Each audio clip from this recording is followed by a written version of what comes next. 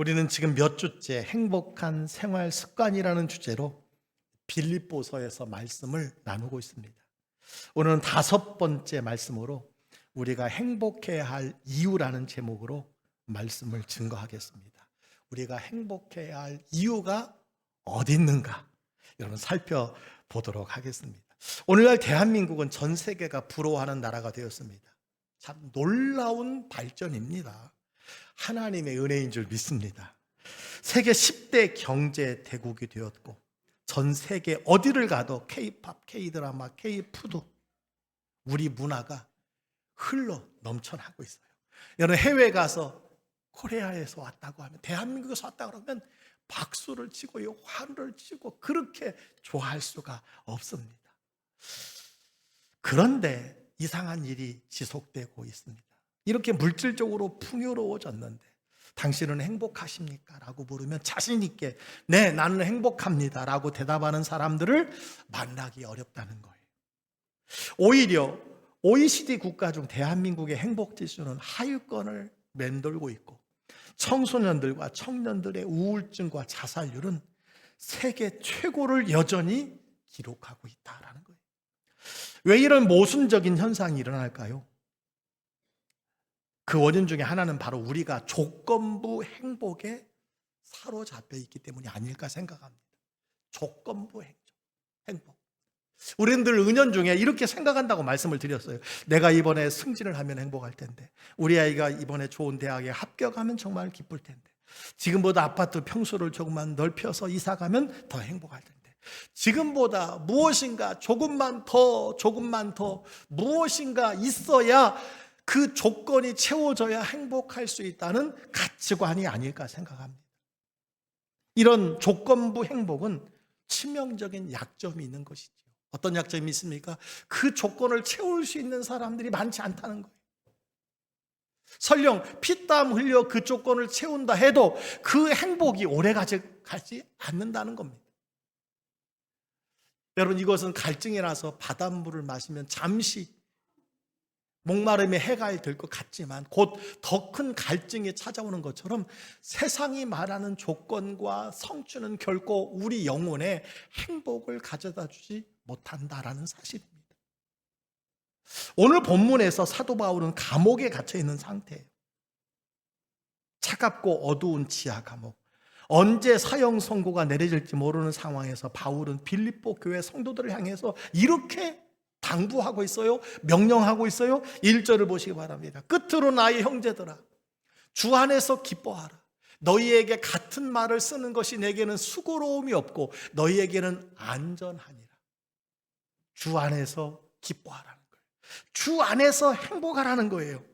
여러분, 이 기뻐하라는 단어는요, 단순한 감정의 표현이 아니라 명령형으로 되어 있다는 거예요. 명령하는 거예요.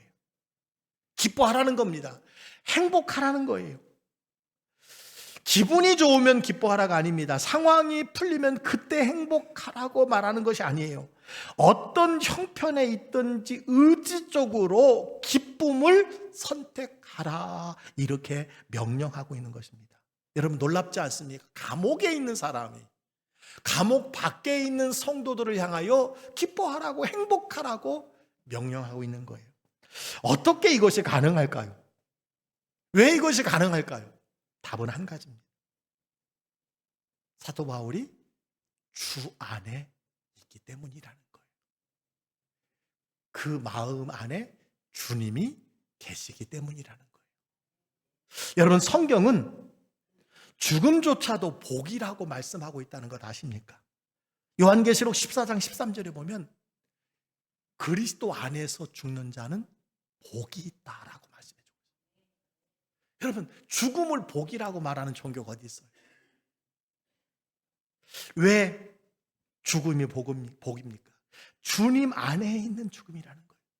예수님이 보호하고 변호하고 주님의 권세와 능력 안에 있는 죽음이요, 그것은 부활을 향한 죽음이기 때문에, 잠자는 것이기 때문에, 천국의 환송식이기 때문에, 하나님 나라에서 영원히 사는 죽음이기 때문에, 여러분, 주 안에서의 죽음조차도 복되다고 했습니다. 사랑하는 성도 여러분, 따라서 행복은 매일의 삶 속에서 주님 안에 머무는 영적 습관이라는 거예요. 주님 안에 머무는 영적 습관. 내 삶의 조건과 환경, 문제의 시선을 빼앗기지 말고 주 안에서 행복하기로 결단하시기를 주의 이름으로 간절히 축복합니다. 바울은 이 참된 행복을 지키기 위해서 우리가 경계해야 할 가짜 행복의 덫이 있다고 우리에게 경고하고 있어요. 여러분 2절 말씀입니다. 개들을 삼가하고 행악하는 자들을 삼가하고 몸을 상해하는 일을 삼가라. 바울은 아주 거칠고 독설에 가까운 표현을 씁니다. 여기서 개들이나 행악하는 자들, 몸을 상해하는 자들은 당시 빌립보 교회에 몰래 침투하여서 너희들 예수 믿는 것만으로 안 돼. 믿는 것 이외에 무엇인가 더 해야 돼. 더 해야 돼. 더 공로를 쌓아야 돼. 더 열심을 가져야 돼. 여러분, 유대주의 율법학자들을 가르칩니다. 요즘으로 말하면요, 이단 사이비를 이야기하는 거지요. 그들은 예수를 믿는 것으로만 부족하고 육체의 할례를 받고 율법을 철저히 지켜야만 구원을 얻을 수 있다고 주장하는 겁니다. 행위로 말미암은 구원을 바랍니다. 공로를 말미암, 선행을 말미암은 율법을 지켜야 구원을 받을 수 있다고 주장하는 사람들이었어요. 여러분, 오늘날 우리말로 바꾸면 무엇입니까? 비교의식입니다. 자기의라는 덫이라고 할 수 있어요. 내가 남보다 더 뛰어나야 돼. 탁월해야 돼. 비교 우위에 있어야지 내가 구원받을 수 있다라고 하는 여러분 사상을 심어주는 거예요. 따라서 얼마나 많은 사람들이 여러분 종교의 율법에 매여 있는지 몰라요. 최근에 이란의 상황을 보니까 지도자 한 명의 죽음에 여러분 이게 이 세상에 있을 만한 일입니까? 한 사람의 죽음을 신의 죽음으로 보는 것입니다. 그들은 그 장례식에 참여하는 것조차도 공로를 세우는 것이라고 생각하는 겁니다. 하나님의 의를 이루는 것이라고 생각하는 거예요. 여러분, 바로 비교의식과 자기의라고 하는 덫이 사도 바울을 지금까지 종교적 열심에 또는 여러분 스펙을 쌓는 사람으로 살아가게 했다라는 거예요. 여러분, 만약에 그 기준에 맞춰서 남보다 앞서면 어떻게 돼? 교만해지는 것이고, 남보다 뒤처지면 극심한 열등감과 불행에 빠지고 만 거예요. 바로 바울이 경계하라고 한 가짜 행복의 덫이 바로 이와 같은 것이라는 사실을 우리가 기억해야 합니다. 여러분, 사도 바울 자신도 과거에는 세상의 조건을 누구보다 자랑했던 사람이에요. 오늘 우리가 봉독한 4절로 6절 말씀을 보시기 바랍니다. 바울이 가졌던 화려한 현대판 초엘리트 스펙이 나열되어 있어요. 크게 세 가지입니다. 첫째는요, 완벽한 순혈 혈통입니다. 8일 만에 할례를 받았어요. 여러분, 할례가 무엇입니까? 하나님의 백성이 되었다는 언약의 표시예요. 그리고 이스라엘 족속 중에도 왕을 배출한 베냐민 지파였으며 순수한 히브리인이었습니다. 둘째, 그의 자랑이 무엇이냐? 최고의 학벌이었어요. 당대 석학이었던 가말리엘의 문화에서 공부한 바리새인 중에 바리새인. 여러분, 종교적 도덕적 성취는 어떻습니까? 열심으로 교회를 핍박할 만큼, 교회를 핍박하는 만큼 종교적인 인정을 받는 것. 종교와 여러분 정치가 결탁되어 있는 시대입니다. 교회를 핍박하고 박해하면 할수록 예수 믿는 사람을 잡아 가두는 숫자에 따라서 그 사람의 종교적 열정이 더 인정을 받는 시대에서 율법의 의로는 흠이 없는 자라고 성경에 말씀해 주고 있습니다. 여러분, 사도 바울이 이 세 가지의 스펙 속에서 이 모든 조건을 이루면 행복을 가져줄 것이라고 생각을 했어요. 그리고 남들과 비교할 때 우위에 있는 완벽한 자신의 이력이었다라고 생각을 했던 것입니다. 여러분, 이런 바울의 모습에서 우리는 최근 우리 곁을 떠난 한국의 최고의 지성 고 이어령 박사님의 생전 고백을 떠올리게 됩니다. 여러분, 이분은 대한민국 천재 공학자이자 문화부 장관을 지냈고 수많은 대학에서 명예 박사 학위를 받은 그야말로 대한민국의 지성 중의 지성이요 명예의 정점의 끝에 있었던 분이 아닙니까? 여러분, 세상의 기준으로 보면 가장 행복해야 마땅할 분이라고 할 수 있습니다. 그러나 이분이 노년에 하나님을 만난 간증, 여러분 많이 들어보셨지요? 이런 고백을 하셨어요. 나는 평생 글을 썼고 장관도 지냈고 세상의 명예와 박수갈채를 모두 받아보았다. 남들이 보기에는 화려한 삶이었고 모든 것을 가진 자와 같았다. 하지만 내 영혼의 한쪽은 늘 텅 비어 있었다.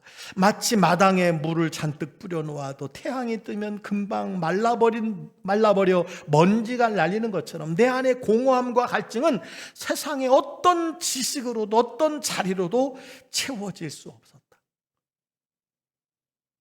여러분, 사도 바울과 같은 고백이 이 고 이어령 박사님의 고백이라고 볼 수가 있습니다.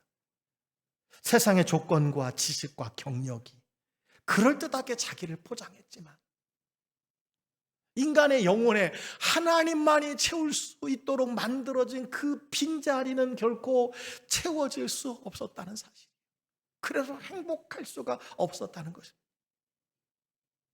이어령 박사님은 결국 그 지성의 한계에서 예수 그리스도 앞에 무릎을 꿇었고, 여러분 잘 아시는 것처럼 약 14, 15년 동안 하나님의 사랑을 믿음으로 전국 각처에 다니며 그리스도의 복음을 증거한 여러분 행복한 사람이었다는 사실을 우리는 잘 알 수 있습니다.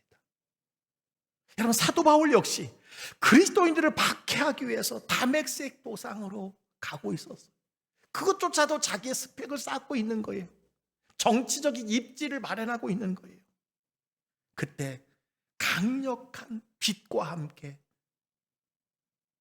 한 목소리를 듣게 됩니다. 사울아 사울아 내가 어찌하여 나를 핍박하느냐. 여러분, 사울이 언제 예수님을 핍박했나요? 그냥 예수 믿는 사람을 핍박했어요. 교회를 핍박했어요. 여러분, 교회를 핍박하고 예수 믿는 사람을 핍박하는 것은 예수님을 핍박한다는 사실을 우리가 알아야 됩니다. 사울이 묻습니다. 뉘시 오니까 나는 내가 핍박하는 예수라.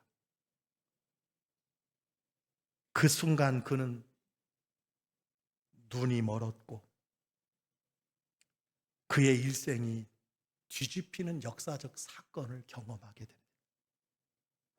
지금까지 그가 쌓아놓았고 붙들고 있었던 가치관이 송두리째 한순간에 무너져 버리게 된 것입니다. 여러분, 그때 사도 바울의 고백이 7절과 8절 말씀입니다. 다 같이 한번 읽겠습니다.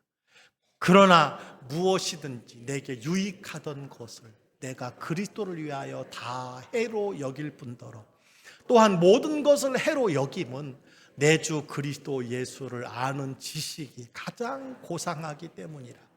내가 그를 위하여 모든 것을 잃어버리고 배설물로 여김은 그리스도를 얻고, 그리스도를 얻고 나니까 그 전에 유익하던 모든 것이 다 해가 되더라는 거예요. 배설물과 같더라는 거예요.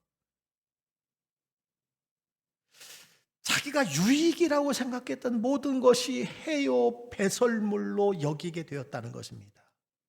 이 모든 것이 그에게 진정한 행복을 주지 못했다는 거예요. 바울이 예수님 앞에 쓰러지는 순간 예수님은 그의 모든 죄를 용서하셨고 뿐만 아니라 그가 예수님을 믿을 때에 그를 의롭다고 선언해 주신 것입니다.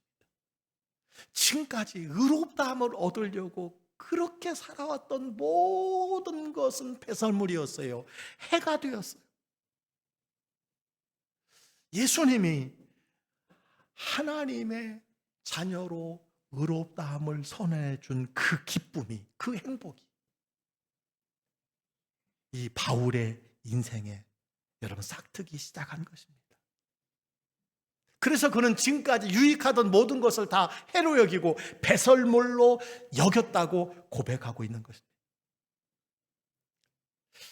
유감스러운 것은 오늘날 저와 여러분은 아직도 예수님에게서 행복을 발견하기보다는 바울이 그토록 후회하고 깨달은 배설물처럼 버렸던 것들을 더 의지하고 그것을 행복의 조건으로 우리가 여기고 살아가고 있다는 사실입니다.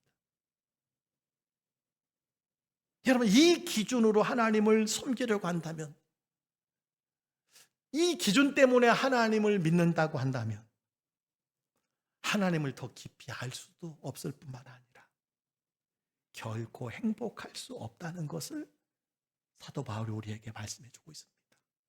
어떤 환경도, 어떤 조건도, 어떤 스펙도 행복의 조건이 될 수 없다는 거예요. 사도 바울은 자신이 붙들었던 모든 것이 허상에 불과하다는 사실을 깨달았어요. 그렇게 깨달은 이유가 있습니다. 그리스도 예수님을 아는 지식이 가장 고상하다는 것을 알았기 때문에 아무것도 예수님보다 더 귀한 것이 없었던 거예요. 그 어떤 것도 자기를 의롭다 할 수 있는 것이 없었지만 오직 예수밖에 없었다라고 하는 고백입니다. 미국의 보험회사에서 세일즈맨으로 일하고 있던 한 사람이 NBC의 라디오 공개 방송에서 노래를 할 수 있는 기회를 얻게 되었어요. 노래가 끝나자 사람들의 우레와 같은 박수가 쏟아졌습니다. 그는 갑자기 유명 스타가 되었습니다. 오늘날로 말하면 여러분 싱 어게인이든지 가수 왕이든지 아마 이런 대회가 아니었을까요? 방송 계약에 제의가 여러 곳에서 오고 출세와 돈이 보장된 스타의 길을 여러분 걷게 되었습니다. 그럼에도 불구하고 이 사람의 마음에 계속해서 두려움이 밀려오기 시작했습니다. 그는 머리를 숙여 기도했습니다. 장소는 다르지만 그의 어머니가 그를 위해서 기도합니다. 어떤 기도냐?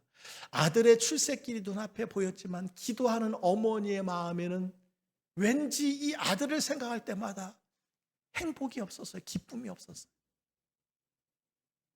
그의 어머니는 사랑하는 아들이 앉는 책상 위에 종이 쪽지 하나를 조용히 갖다 놓았습니다.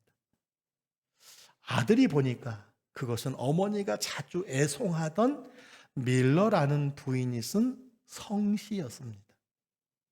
그 성시의 가사를 읽다가 이 청년은 갑자기 눈물을 흘리기 시작을 합니다. 그리고 마음속에 멜로디가 떠오르기 시작을 했습니다.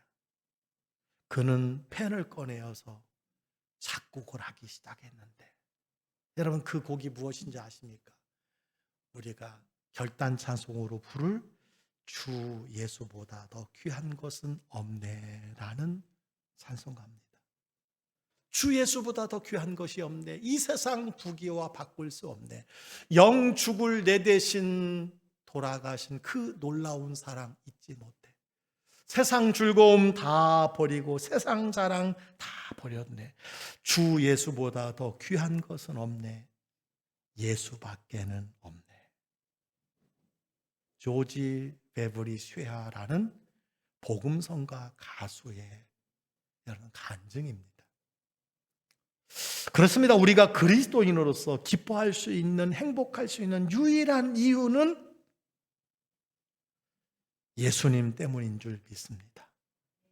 그분이 나의 죄를 용서하셨고 나를 있는 모습 그대로 받아주셔서 하나님의 자녀라고 불러주셨고 우리에게 영원한 생명을 주셨으며 이 세상 떠난 후에 천국의 소망을 우리에게 주셨고 또한 이 땅에서 삶의 의미와 존재의 이유를 가지고 살도록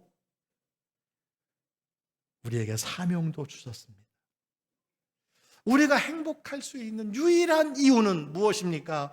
조건도 아니라 환경도 아니라 여러분 예수님 때문이라는 사실을 우리에게 말씀해 주고 있는 줄 믿습니다. 우리가 누리는 여러분의 행복의 원인, 그것은 예수님 때문인 줄 믿습니다. 우리가 삶에서 기쁨을 잃어버리고 불행해지는 근본적인 이유가 무엇입니까? 늘 내 힘으로 나의 의를 증명하려고 하기 때문이 아닐까요? 그것을 나의 봉사로 혹은 나의 헌신으로 나의 어떤 여러분 직분으로 증명하려고 하기 때문이 아닐까요? 이렇게 내 의를 붙잡고 살면 여러분 어떻게 돼요? 조금만 실수해도 조금만 죄에 빠져도 깊은 자괴감과 정죄감에 빠지게 되는 것이지요. 삶의 연약함이 나타날 때면 곧 하나님의 사랑을 의심하게 되는 것이요. 구원의 확신이 어느 순간 사라져 버리고 하나님의 자녀라고 하는 그 자부심까지 잃어버리고 살 때가 얼마나 많은지. 내 행위에 기초한 행복은 이렇게 요동칠 수밖에 없다라는 사실입니다. 그래서 오늘 사도 바울은 9절에서 흔들리지 않는 예수 믿는 사람들이 행복해야 될 절대적인 이유를 제시하고 있습니다. 그것이 바로 9절의 말씀입니다. 그 안에서 발견되려 함이니 내가 가진 의는 율법에서 난 것이 아니요 오직 그리스도를 믿음으로 말미암은 예수 그리스도를 믿음으로 말미암은 것이니 곧 믿음으로 하나님께로부터 난 의라. 우리는 아무 공로 없지만 나를 대신해서 예수 그리스도께서 십자가에 달려 죽으심으로 그 예수 그리스도를 믿음으로 하나님께로부터 난 의, 하나님께로부터 받은 선물, 의롭다 하심, 죄 없다 하심, 용서함 받은 여러분 그것이 우리의 행복의 기초라고 하는 사실을 오늘 사도 바울은 우리에게 말씀하고 있다는 사실입니다. 그렇습니다. 사도 바울은 자신의 행위나 율법으로부터 나오는 누더기 같은 의를 과감하게 벗어 던졌습니다. 그리고 오직 예수 그리스도를 믿음으로 하나님이 거저주시는 하나님으로부터의 의의 옷을 여러분 덧입고 있다라고 하는 것을 오늘 말씀해 주고 있습니다. 여러분 이것이 복음인 줄 믿습니다. 이것이 주 예수 그리스도의 복된 소식인 줄 믿습니다. 하나님은 오늘 저와 여러분을 보실 때 우리의 실수나 허물과 죄와 연약함을 보지 않습니다. 우리를 위해 십자가에서 모든 죄를 대속하신 예수 그리스도의 그 보혈과 피, 예수 그리스도의 의의 옷을 여러분 보신다는 사실을 기억하시기를 바랍니다. 우리가 행복해야 할 진짜 이유가 바로 여기에 있습니다. 우리의 조건은 날마다 변하고 우리의 성취는 안개처럼 사라질 수 있지만 하나님이 예수 그리스도를 통해서 우리에게 주신 신분과 가치 그리고 그분의 완전한 은은 영원히 흔들리지 않기 때문인 줄 믿습니다. 말씀을 마칩니다. 이제 오늘 선포된 이 복음의 말씀을 우리가 눈으로 보고 손으로 만지고 입으로 맛보는 거룩한 성찬 예식의 자리로 우리가 나아가고자 합니다. 오늘 우리가 받게 될 이 작은 떡과 잔은 2000년 전 저와 여러분의 누더기 같은 죄의 옷과 가짜 행복의 조건들을 벗기시기 위해서 십자가에서 대신 찢기신 예수님의 몸이며 흘리신 보혈인 줄 믿습니다. 우리가 성찬에 이 떡을 먹고 잔을 마실 때 우리는 마음속으로 이렇게 고백해야 될 줄 믿습니다. 주님, 내가 세상에서 쌓아올린 스펙과 성취는 내 영혼을 구원할 수 없는, 나로 행복하게 할 수 없는 배설물과 같습니다. 나는 여전히 연약하고 자격이 없지만 오늘 이 성찬을 통해서 내 안에 들어오시는 예수 그리스도의 온전한 의를 온몸으로 덧입기 원합니다. 덧입기 원합니다. 이런 마음으로 성찬의 자리에서 하나님께로부터 난 의롭다함을 날마다 누리시는 여러분 되시기를 주의 이름으로 간절히 축복합니다.